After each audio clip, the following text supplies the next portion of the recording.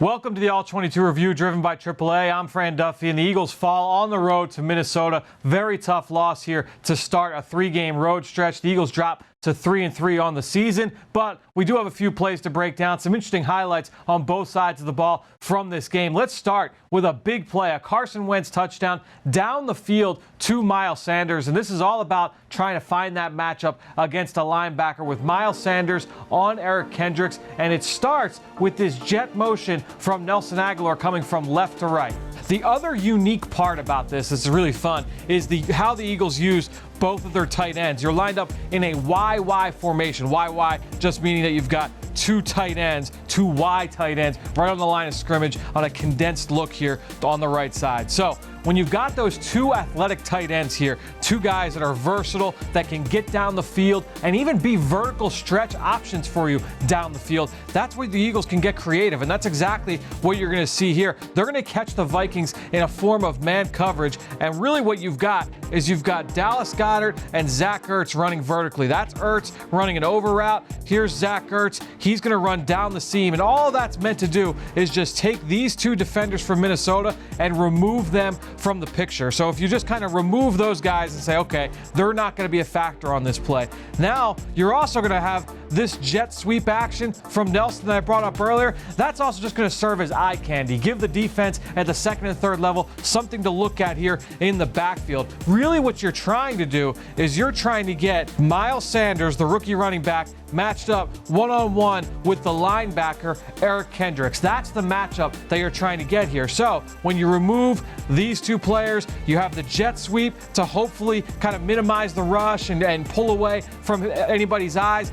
The one guy that Carson Wentz has to make sure he accounts for here is the safety, Anthony Harris. And what you're going to see from Carson is after the ball is snapped, he's going to drop back, and his eyes are going to stay to that left side quickly. So his eyes are going to be there to hold that safety, and now you're just going to get Miles Sanders releasing down the seam. Again, those two tight ends here, they're going to be running out. That's going to open up a nice void for Miles Sanders to run through. We'll let this run, and you can see exactly how this plays out. Again, maintain focus on the relationship here between Miles Sanders and with Eric Kendricks. You can see he's running right down the seam. There's the matchup. Great throw over the top. It's all created by those two tight ends that are stretching the defense vertically. You've got the horizontal stretch with the jet sweep from Nelson Agholor. That helps create a big throw and catch from Carson Wentz to Miles Sanders.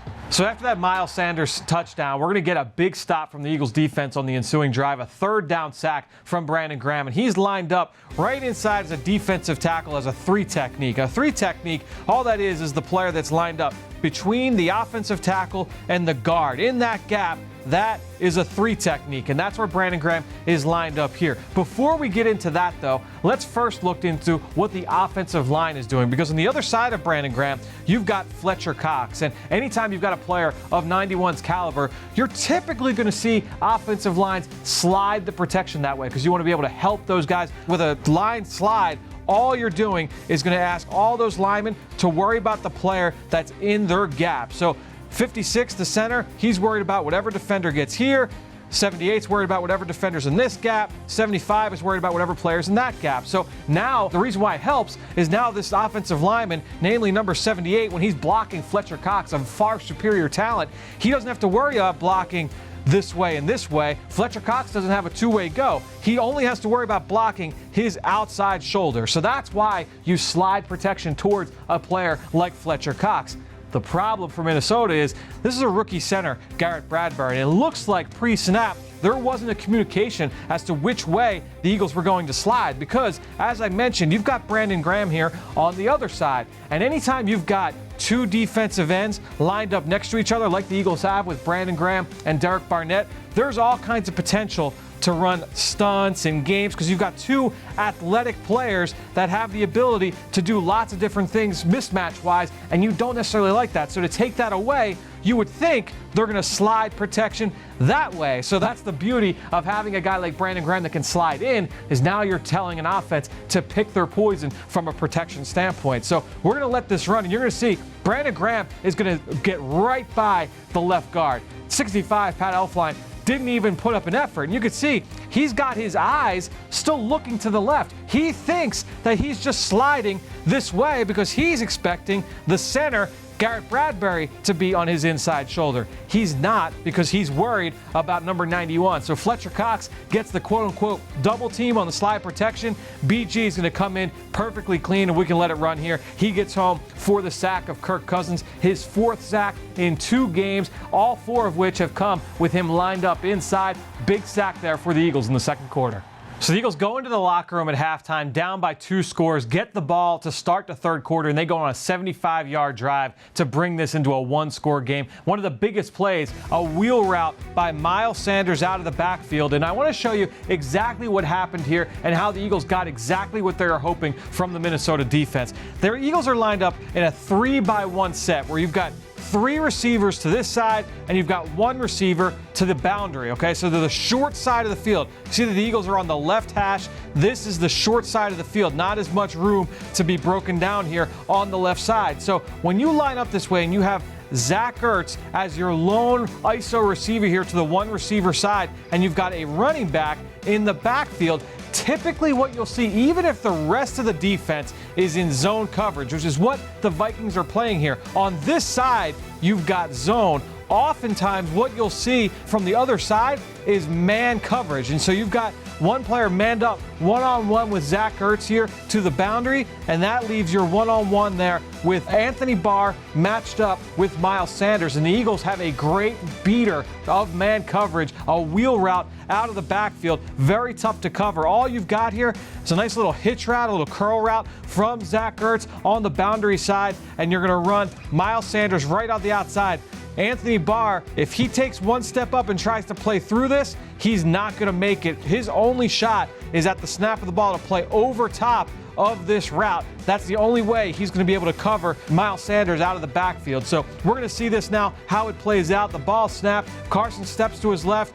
You could see right here that he gets exactly what he wants. Anthony Barr trying to play through this traffic. He's not going to be able to defend Miles Sanders in man coverage. You can see Carson drop a beautiful teardrop down the field to Miles Sanders in stride for a huge play that's going to help set up the touchdown to Alshon Jeffery. Let's take a look at that play now.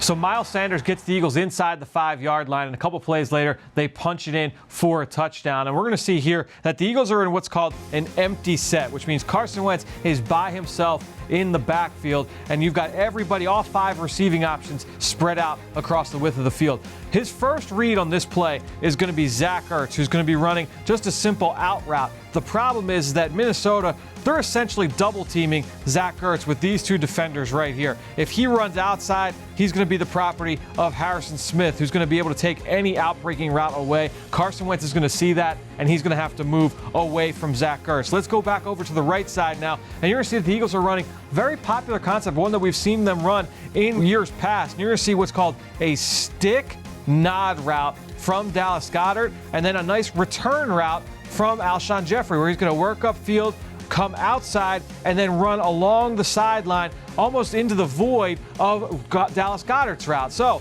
that's what Carson Wentz is working here. If he's going to start over to the left, then come back to the right. Minnesota actually covers this up pretty well. We're going to let this play, and you're going to see that Carson Wentz is going to take the snap. He's going to drop back. He quickly sees that Zach Ertz is being taken away. Once he sees that's removed, he now has to come back to the right side. This is taken away from Carson Wentz. The stick nod's not there. You could see Kendricks, he's right in the throwing window for Alshon Jeffery. So that's not going to be there. You can see that he's throwing the pump fake here. That's not available to him. So now Carson Wentz has to buy time. He's going to work up into the pocket here. And Eric Kendricks, you can see he's got his eyes on Carson Wentz. He's right in his field of vision. Once he sees that Carson, who is a threat to run and already has multiple times in this game, once he sees that he steps up, he now has to honor that threat. We're going to see how that happens here. As soon as Carson steps up as if he's going to run, Kendricks leaves his spot in coverage. Carson keeps his eyes downfield, and Alshon did a great job of uncovering, staying alive in the play, and was able to come open for a touchdown. Eagles make it a 1-touchdown game. So despite a heroic effort at the end of the game to try and come back, the Eagles fall on the road to the Minnesota Vikings and drop to a record of 3-3, 500 on the season as they go into game 2 of a tough 3-game road stretch here. Sunday night against the Dallas Cowboys, we will have you covered on all the analysis coming out of this game and going into next week's big divisional matchup. Make sure you tune into the Eagle Eye in the Sky podcast, fueled by Gatorade with myself and Greg Cosell, sometime Monday night, Tuesday morning for that AM commute. Make sure you tune in next week as well to the All-22 review, driven by AAA.